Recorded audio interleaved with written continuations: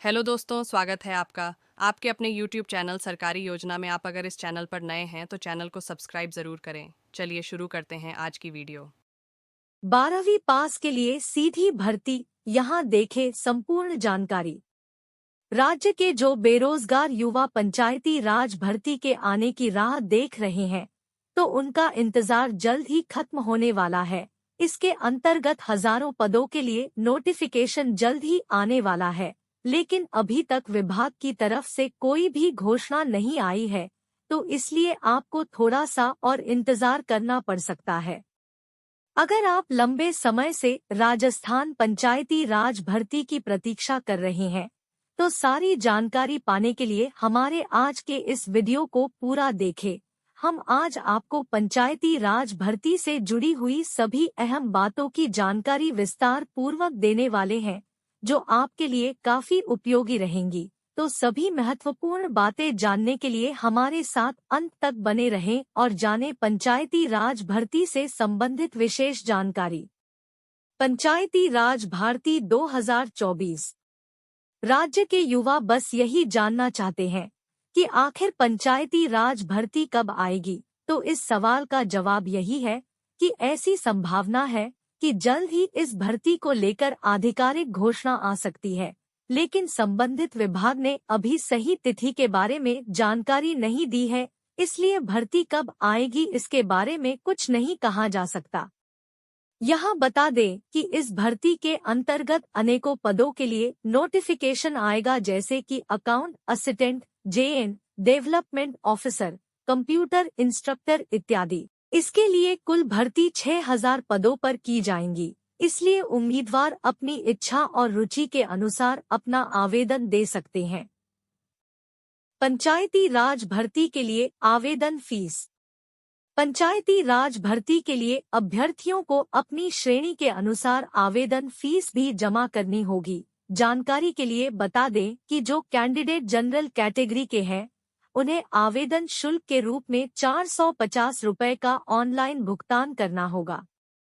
इस प्रकार से ओबीसी, एससी, एसटी, पीडब्ल्यूडी, शारीरिक विकलांग और महिला अभ्यर्थियों को 250 रुपए का आवेदन शुल्क जमा करना होगा। इसलिए जब आप अपना एप्लीकेशन फॉर्म जमा करेंगे तो उस समय आप अपनी श्रेणी सही से देख लें और उसके बाद ही आवेदन फीस को जमा करें। पंचायती राज भर्ती के लिए आवश्यक आयु सीमा।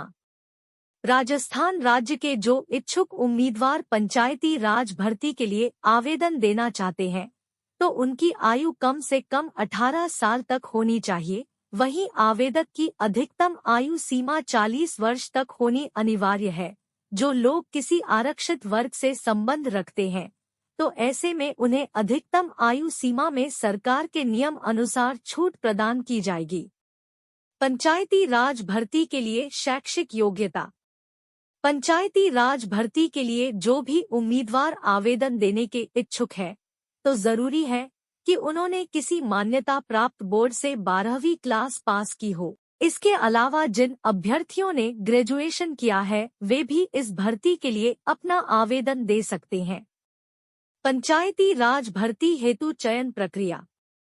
पंचायती राज भर्ती के लिए उम्मीदवारों को चयन प्रक्रिया में शामिल होना पड़ेगा। इसके अंतर्गत सबसे पहले अभ्यर्थियों को लिखित परीक्षा में सम्मिलित होना होगा। जो भी उम्मीदवार इसमें सफल हो जाते हैं, तो उन्हें फिर दस्तावेज वेरीफाई के लिए बुलाया जाएगा।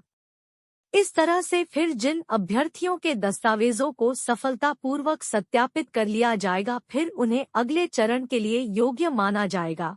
इसके अंतर्गत अगला और आखिरी चरण होगा पर्सनल इंटरव्यू। अंतिम चरण में भी जो लोग सफल हो जाएंगे, तो फिर उन्हें पंचायती राज भर्ती के लिए चुन लिया जाएगा और उनकी योग्यता के अनुसार उन्हें नौकरी दे दी जाएगी। पंचायती राज भर्ती के लिए आवेदन कैसे करें? अभी तक पंचायती राज भर्ती के लिए आवेदन शुरू नहीं किए गए हैं। जब भर्ती के लिए आवेदन प्रक्रिया शुरू हो जाएगी, तो उसके बाद फिर आप अपना एप्लीकेशन फॉर्म जमा कर सकते हैं। इसके लिए निम्नलिखित तरीके से आप अपना आवेदन दे सकते हैं।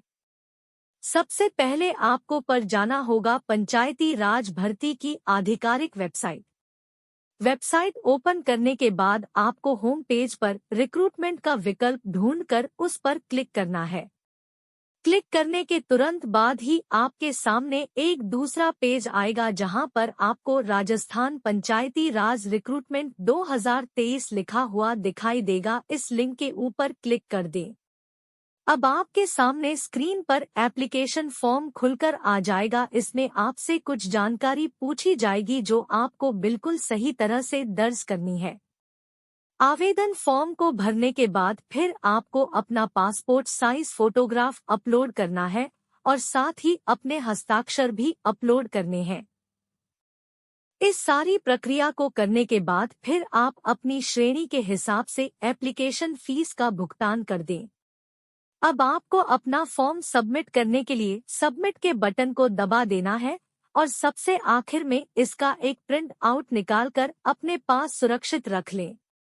तो इन सारे चरणों का